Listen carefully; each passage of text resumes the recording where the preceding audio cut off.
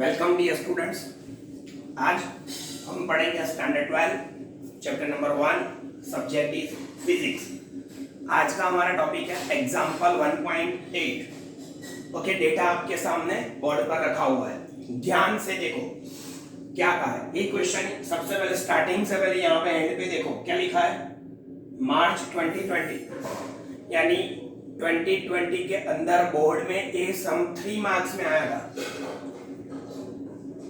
And आपको एक बार याद करवा दूं, इस चैप्टर में से सम 3 मार्क्स में आता ही है, तो सारे सम्स इस चैप्टर के रेडी कर लेना। ओके चलो, अब सबसे पहला डेटा पढ़ो, बहुत ही इंपॉर्टेंट है, बहुत ही समझने लायक ये सम है। क्या लिखा है, an electron falls through a distance of 1.5 centimetre. क्या कहा है, इलेक्ट्रॉन है। इलेक्ट्रॉन क्या करता है, फॉल हो रहा है। कहां से फॉल होता है वो नहीं कहा है, वो 1.5 सेंटीमीटर जितना डिस्टेंस ट्रैवल करता है in uniform electric field of magnitude in figure this. तो अब पूरा स्टेटमेंट पढ़ लो। An electron falls through a distance of 1.5 centimeter in uniform electric field of magnitude 2 into 10 raised to 4 Newton पर coulomb, figure A. तो यहाँ पे क्या कहा है, फिगर ए में यहाँ पे दिखाया है, देखो फिगर ए के अंदर यहाँ पर आपके पास यूनिफॉर्म इलेक्ट्रिक फील्ड है। कैसे पता चलेगा यूनिफॉर्म है, क्योंकि इलेक्ट्रिक फील्ड लाइंस जो है वो पैरेलल है। Electric field lines parallel, electric field is uniform. इस यूनिफॉर्म इलेक्ट्रिक फील्ड के अंदर क्या हो रहा है, इलेक्ट्रॉन फॉल हो रहा है। इलेक्ट्रॉन फॉल हो रहा है, कितना डिस्टेंस ट्रैवल करता है, 1.5 सेंटीमीटर। यानी यहां से जब इलेक्ट्रॉन यहां आ जाएगा तो इलेक्ट्रॉन ने ट्रैवल किया हुआ जो डिस्टेंस है वो है 1.5 सेंटीमीटर। तो इलेक्ट्रॉन 1.5 सेंटीमीटर डिस्टेंस ट्रैवल करता है, कहां पर, इलेक्ट्रिक फील्ड के अंदर। कैसा electric field, uniform. Uniform electric field की वैल्यू कितनी, तो 2 into 10⁻⁴। तो इलेक्ट्रिक फील्ड की वैल्यू है 2.0 into 10⁻⁴ न्यूटन पर कूलम। इतने इलेक्ट्रिक फील्ड के अंदर इलेक्ट्रॉन फॉल हो रहा है। ओके चलो, अब यहां पे आगे, the direction of the electric field is reverse. Electric field की डायरेक्शन रिवर्स की जाती है, कीपिंग इट्स मैग्नीट्यूड अनचेंज्ड। सिर्फ डायरेक्शन रिवर्स की जाती है, magnitude of the electric field will be unchanged, यानी उसका मैग्नीट्यूड चेंज नहीं किया जाता। तो जितना मैग्नीट्यूड इलेक्ट्रिक फील्ड का यहां पर है उतना ही मैग्नीट्यूड यहां फिगर बी के अंदर भी है। बट देखो यहां positive negative, electric field from positive to negative, electric field from positive to negative. Electric field की डायरेक्शन रिवर्स कर दी, बट इलेक्ट्रिक फील्ड की वैल्यू हमने चेंज नहीं की है। Okay, keeping its magnitude unchanged and a proton falls through the same distance. अब बोलो, ये डायरेक्शन इनवर्स क्या थी, यानी डायरेक्शन को क्या कर दिया, रिवर्स कर दिया। जहां पे प्रोटॉन थे वहां पे न्यूट्रॉन, न्यूट्रॉन थे वहां पे सॉरी प्रोटॉन थे वहां पे इलेक्ट्रॉन, एंड इलेक्ट्रॉन थे वहां पे प्रोटॉन। यानी जहां पॉजिटिव चार्ज था वहां पे नेगेटिव, एंड नेगेटिव था वहां पे पॉजिटिव। हमने डायरेक्शन रिवर्स कर दी। जैसे ही यहां पे डायरेक्शन रिवर्स हो गई, अब उसके अंदर किसको फ्री फॉल करवाया, तो उसके अंदर प्रोटॉन को फ्री फॉल करवाया। तो डायरेक्शन रिवर्स करने के बाद प्रोटॉन को फ्री फॉल करवाते हैं थ्रू द सेम डिस्टेंस, यानी इसको भी कितना ट्रैवल करना है, सेम डिस्टेंस। सेम डिस्टेंस यानी कितना, 1.5 सेंटीमीटर। तो इनका जो डिस्टेंस है वो 1.5 सेंटीमीटर है। इसको मीटर में कन्वर्ट कीजिए, 10⁻⁻² मीटर हुआ। तो ये इतना डिस्प्लेसमेंट करते हैं इलेक्ट्रिक फील्ड के अंदर। ओके, तो क्या कहा है, compute the situation with that of the free fall under the gravity. And हमें करना क्या है, तो हमें ये जो इलेक्ट्रॉन्स है एंड प्रोटॉन्स है, इसको इतना डिस्प्लेसमेंट करने के लिए कितना टाइम लग रहा है, वो टाइम हमें फाइंड करना है। शायद मैं डेटा में टाइम लिखना भूल गया हूं। ओके, तो आपको फाइंड क्या करना है, इलेक्ट्रॉन को 1.5 सेंटीमीटर डिस्प्लेसमेंट करने के लिए जो टाइम चाहिए वो टाइम फाइंड करना है, प्रोटॉन को इतना डिस्प्लेसमेंट करने के लिए जो टाइम चाहिए वो टाइम फाइंड करना है। एंड उसके बाद हमको क्या करना है, compute the situation with that of the free fall under the gravity. उसके बाद इस सिचुएशन को ग्रेविटी में होने वाले फ्री फॉल के साथ कंपेयर करना है। चलो कैसे करेंगे, सबसे पहले हम क्या करेंगे, फिगर ए के अंदर इलेक्ट्रॉन को इतना डिस्प्लेसमेंट करने के लिए कितना टाइम लगता है वो हम टाइम फाइंड करेंगे। ओके, तो उसके बाद यहां पे मैं यहां पे नोट कर लेता हूं, TE time required for electron and TP time required for proton. Clear, clear, done. अब ये कितना टाइम है, डिस्प्लेसमेंट 1.5 करने के लिए जो टाइम लगता है वो। अब यहां पे देखो, इलेक्ट्रिक फील्ड के अंदर जैसे ही हम चार्ज को छोड़ देंगे तो क्या होगा, तो हम सब जानते हैं इलेक्ट्रिक फील्ड के अंदर किसी भी चार्ज को रखेंगे तो उस इलेक्ट्रिक फील्ड पर F is equal to QE जितना क्या लगता है, फोर्स लगता है। तो जैसे ही हम इलेक्ट्रॉन एंड प्रोटॉन को इलेक्ट्रिक फील्ड के अंदर रखेंगे, electron and proton both are the charged particles. Electric field के अंदर चार्ज रखने के बाद उस चार्ज पर क्या होगा, फोर्स लगेगा। कौन सा फोर्स लगेगा, इलेक्ट्रिकल फोर्स लगेगा। तो वो इलेक्ट्रिकल फोर्स कितना होता है, तो देखो यहां पे F is equal to QE, इतना इलेक्ट्रिकल फोर्स लगता है किस पर, Q चार्ज पे। कब, जब हम Q चार्ज को E जितने इलेक्ट्रिक फील्ड के अंदर रखेंगे तब। अब किसी भी पार्टिकल पे लगने वाला टोटल चार्ज कितना होता है, तो according to Newton's law total charge F is equal to ma is equal to QE। तो यहां से मुझे मिल जाएगा A QE divide by m। तो A मुझे क्या मिला, एक्सीलरेशन। ध्यान से, A इज द एक्सीलरेशन। तो A मेरा कोई भी पार्टिकल जिसका चार्ज Q है एंड जिसका मास m है, Q चार्ज वाला m मास वाला कोई पार्टिकल E जितने इलेक्ट्रिक फील्ड के अंदर रखेंगे तो इलेक्ट्रिक फील्ड के कारण उस पर फोर्स लगेगा एंड फोर्स लगने के कारण उस पर एक्सीलरेशन प्रोड्यूस होगा एंड वो एक्सीलरेशन फाइंड करने का इक्वेशन है QE डिवाइड बाय m। अब यहां आगे देखो, हमें इसकी जरूरत क्यों है, क्योंकि देखो हमारे पास इलेक्ट्रॉन है, इलेक्ट्रॉन को अपना चार्ज है एंड इलेक्ट्रॉन को हम इलेक्ट्रिक फील्ड के अंदर रखते हैं तो इलेक्ट्रॉन पर फोर्स लगेगा, फोर्स लगेगा तो वो एक्सीलरेटेड मोशन करेगा। तो ये जो इलेक्ट्रॉन है उसकी इनिशियल वेलोसिटी 0 है, प्रोटॉन की भी इनिशियल वेलोसिटी 0 है एंड ये दोनों जैसे ही फील्ड के अंदर रखते हैं तो वो दोनों इलेक्ट्रिक फोर्स एक्सपीरियंस करेंगे। ये इलेक्ट्रिक फोर्स एक्सपीरियंस करने के कारण उन दोनों की एक्सीलरेटेड मोशन होगी एंड ये दोनों जो 1.5 सेंटीमीटर का डिस्टेंस जो ट्रैवल कर रहे हैं वो डिस्टेंस एक्सीलरेटेड मोशन से कंप्लीट होगा।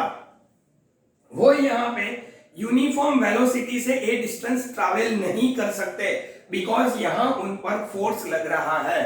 तो सबसे पहले हमें इसमें क्या आइडेंटिफाई करना था कि इलेक्ट्रॉन एंड प्रोटॉन जो 1.5 सेंटीमीटर का डिस्टेंस ट्रैवल करते हैं वो कौन सी मोशन से करते हैं, यूनिफॉर्म वेलोसिटी या नॉन यूनिफॉर्म वेलोसिटी।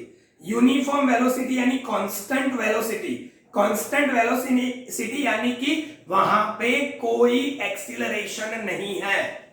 दूसरा non uniform velocity, non uniform motion यानी कि वहां पे वेलोसिटी चेंज होगी।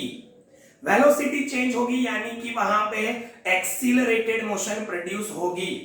एक्सीलरेटेड मोशन कब प्रोड्यूस होती है? जब पार्टिकल पर फोर्स लगता है। तो हमने चेक किया यहां पर पार्टिकल पे फोर्स लगता है कि नहीं। अगर फोर्स लगेगा तो ए मोशन एक्सीलरेटेड मोशन हो जाएगी। तब जाके हमें पता चलेगा कि टाइम निकालने के लिए कांस्टेंट वेलोसिटी का इक्वेशन यूज करना है या एक्सीलरेटेड मोशन का इक्वेशन यूज करना है। क्लियर?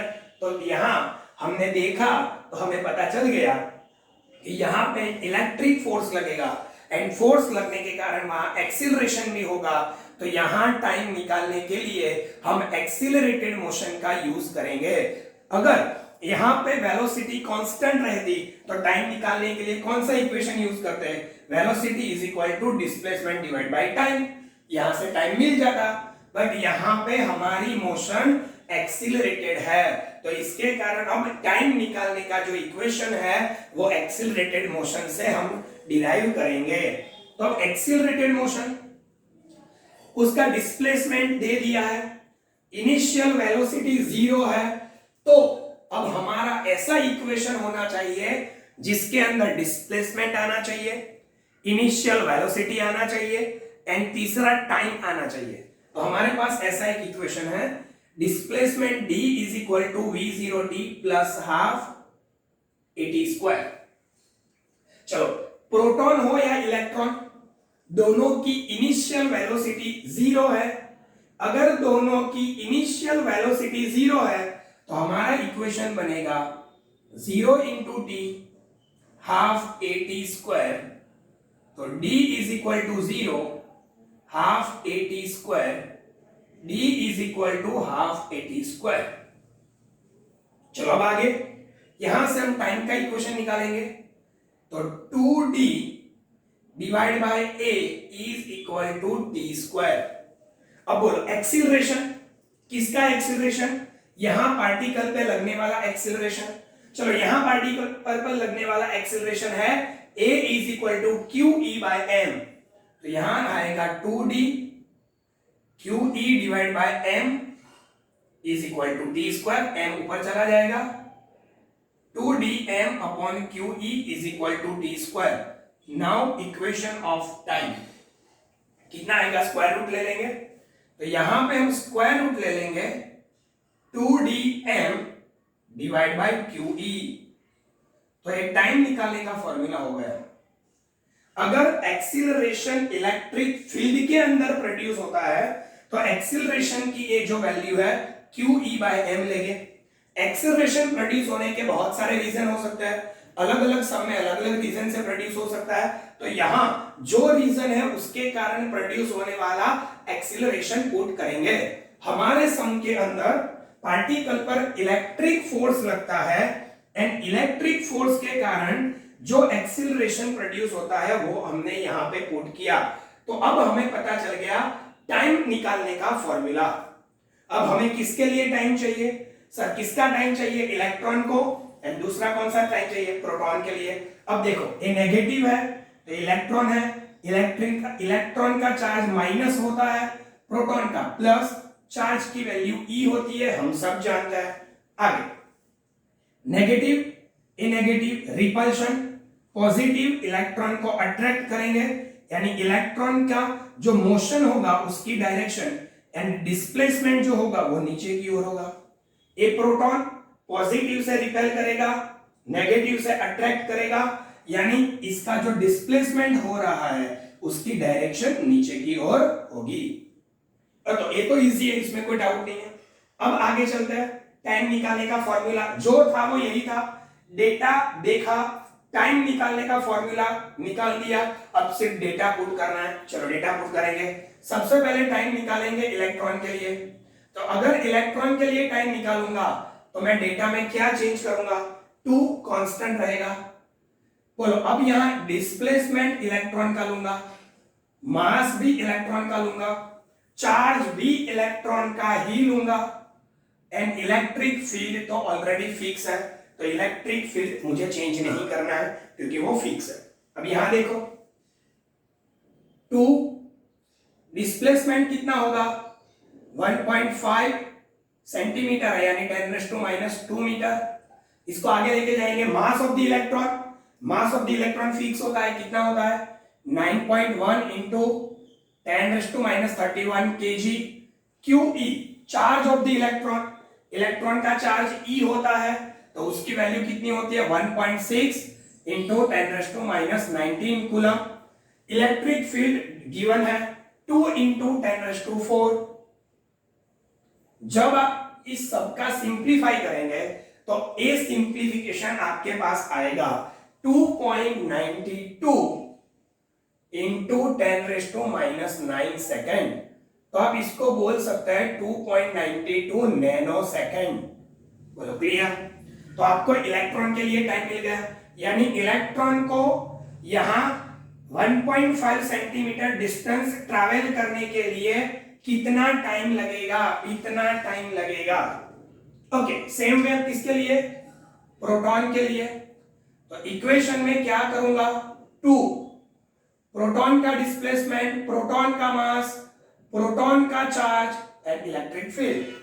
ओके, अब आगे देखते हैं, डिस्प्लेसमेंट की वैल्यू पुट करो। यहां आप लकी हो कि आपको दोनों पार्टिकल इलेक्ट्रॉन एंड प्रोटॉन दोनों का डिस्प्लेसमेंट सेम करे। अगर अदरवाइज दोनों का डिस्प्लेसमेंट अलग अलग होता तो यहां dp एंड de सेम नहीं आता, यहां दोनों का डिस्प्लेसमेंट सेम है। तो 1.5 इंटू 10⁻²। उसके बाद प्रोटॉन का मास, प्रोटॉन का मास कितना होता है हमें याद होना चाहिए। तो प्रोटॉन का मास है 1.67 into 10⁻27 divided by QP, proton का चार्ज, प्रोटॉन का चार्ज प्लस E होता है 1.6 इंटू 10⁻19। इलेक्ट्रिक फील्ड सर वो तो सेम रहेगा, कोई चेंज नहीं, 2 इंटू 10⁻4।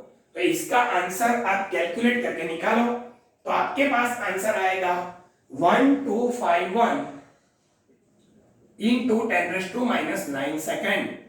तो आप इसको लिख सकते हैं 1251 5.1 नैनो सेकेंड। चलो clear?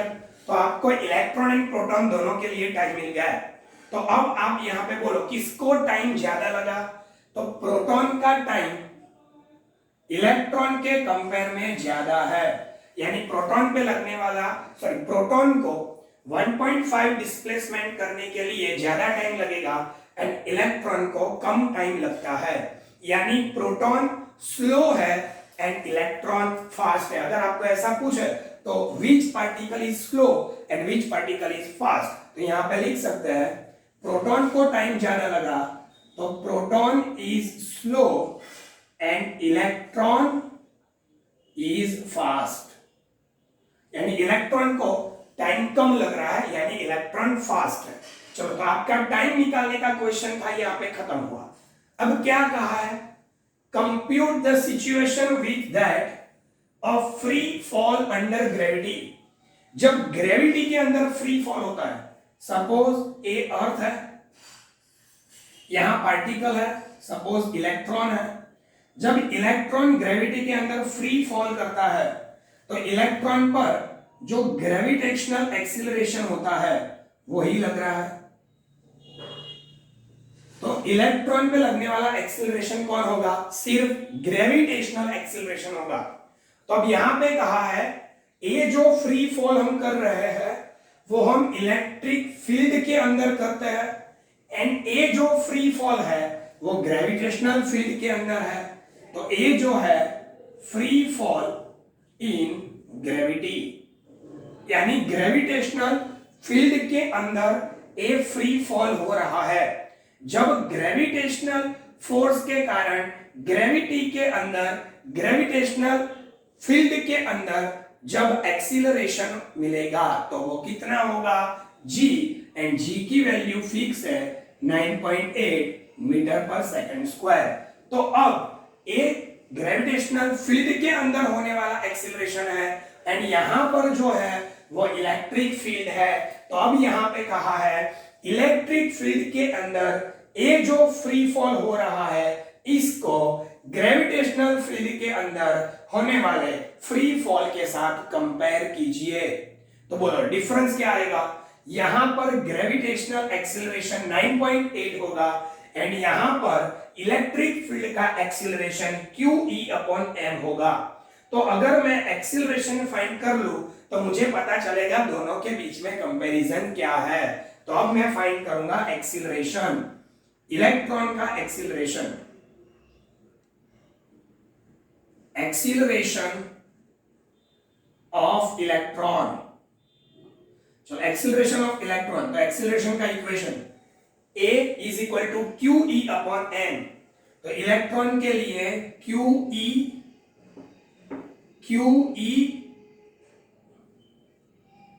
Divide by m, electron के लिए me हो जाएगा। चलो QE यानी charge of the electron, charge of the electron 1.6 into 10⁻⁻19। Electric field की वैल्यू फिक्स है 2 into 10⁴ and mass of the electron 9.1 into 10⁻31 kg। तो ये आपको इलेक्ट्रॉन का एक्सीलरेशन मिलेगा। चलो इसकी वैल्यू कितनी आएगी, तो इसकी वैल्यू आएगी 3.5 इंटू 10⁻15। इलेक्ट्रॉन का एक्सीलरेशन है, यूनिट होगा मीटर पर सेकंड स्क्वायर। तो सेम वे हम क्या फाइंड करेंगे, एपी, एक्सीलरेशन ऑफ प्रोटॉन।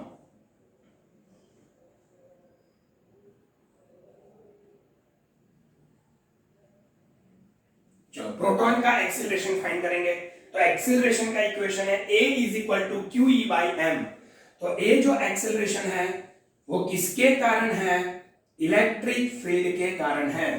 तो मैंने यहाँ पे चार्ज प्रोटॉन का ले लिया एंड मास भी प्रोटॉन का ले लिया। अब यहाँ पे वैल्यू पुट करेंगे 1.6 इंटू 10⁻19, क्योंकि प्रोटॉन का चार्ज हम सब जानते हैं। ओके 2 इंटू 10⁴ एंड यहाँ पे 1.67 इंटू 10⁻27। बोलो डेटा पुट कर लिया। अब सिंपली आप इसको कैलकुलेट कर सकते हो। जब भी आप इसको कैलकुलेट करेंगे तो आपको वैल्यू मिलने वाली है 1.916 इंटू 10⁻12 मीटर पर सेकेंड। चलो क्लियर। ओके अब आप सिंपली सोचो, अगर ग्रेविटेशनल फील्ड के अंदर फ्री फॉल होता है तो जस्ट इतना एक्सीलरेशन लग रहा है, जस्ट 9.8, एंड इलेक्ट्रिक फील्ड के अंदर electron and proton free fall कर रहे हैं तो उनका एक्सीलरेशन देखो 10⁻15, 10⁻12, यानी ये बहुत बड़ा एक्सीलरेशन है। तो यहाँ पे हम लिख सकते हैं AE is very very very very greater than G and AP is very very very very greater than G। यानी ग्रेविटेशनल फोर्स के कारण ग्रेविटेशनल फील्ड के अंदर किसी भी पार्टिकल को जो ग्रेविटेशनल एक्सीलरेशन मिलता है वो 9.8 मीटर पर सेकंड स्क्वायर है। उसके कंपेयर में इलेक्ट्रिक फील्ड में जो एक्सीलरेशन प्रोड्यूस होता है वो बहुत ही ज्यादा है, बहुत ही ज्यादा है। क्लियर। अब कई बार आपको ऐसा भी पूछेगा कि इलेक्ट्रॉन का एक्सीलरेशन एंड प्रोटॉन का एक्सीलरेशन को कंपेयर कीजिए। अगर ऐसे पूछते हैं तो क्या करना है, एक्स्ट्रा है, compare the acceleration of electron and proton. अगर ऐसे पूछे तो आप क्या करेंगे, देख लो। आप करेंगे यहां आपका सम खत्म, AE/AP, AE की वैल्यू है 3.5 इंटू 15 एंड 1.916 इंटू 10⁻12। इसका जो भी सिंप्लीफिकेशन आएगा उसका एक आंसर निकलेगा। इसका जो आंसर आ रहा है, सपोज कोई x आंसर आ रहा है, इसका सिंप्लीफाई करेंगे और मैं यहां AP को ऊपर लेके जाता हूं।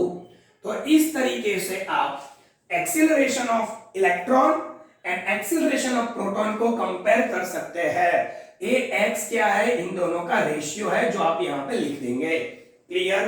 तो अब आपके पास पूरा सम कंप्लीट, ग्रेविटेशनल फील्ड वाला कंप्लीट, इलेक्ट्रिक फील्ड वाला कंप्लीट। इलेक्ट्रिक फील्ड के अंदर फ्री फॉल हो रहा है, एक्सीलरेशन एंड टाइम निकालने का फॉर्मूला, फिर टाइम के फॉर्मूला में दोनों की वैल्यू टाइम मिल गया। उसके बाद कंपैरिजन, यहां पे सिर्फ 9.8 जितना एक्सीलरेशन प्रोड्यूस होता है और यहां पे कितना होता है तो हमने फाइंड कर लिया sir it is very very large. Okay, तो यहां आपका सम खत्म। एग्जाम में कहां तक पूछ सकते हैं, तो एग्जाम में पूछ सकते हैं सिर्फ टाइम निकालो। अगर टाइम निकालना पूछा है तो ए नहीं करना है, कंप्यूट करना पूछा है तो यहां तक करना है। कई बार ऐसे भी ट्विस्ट आता है, find out the time, find out the time and find out the acceleration and compare the acceleration, तो एक कंपैरिजन भी आता है। ओके, यहां clear? Okay, done. Okay, thank you.